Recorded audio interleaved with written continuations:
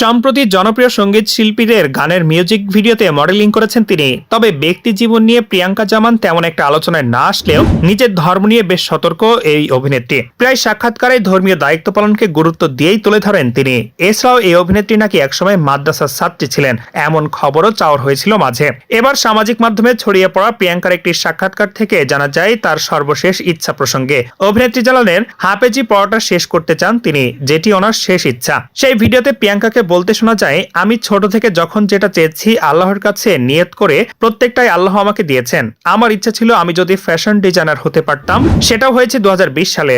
তারপর এখন আমার সর্বশেষ ইচ্ছা মানে আমার হাফেজি পড়াটা কমপ্লিট করব ইনশাআল্লাহ। এটাও আল্লাহ আমাকে কমপ্লিট করতে দেবেন, এটাই আমার সর্বশেষ ইচ্ছা। ছবি জঙ্গনে কাজ করলেও আগাগোড়ায় ধর্মের প্রতি দুর্বলতা রয়েছে অভিনেত্রী প্রিয়াঙ্কার, যে কারণে নিজের জীবনসঙ্গী হিসাবে একজন ধার্মিক পাত্র চান তিনি। এমনকি তা পেলে শোবিজ ছেড়ে দেবেন বলে জানিয়েছেন।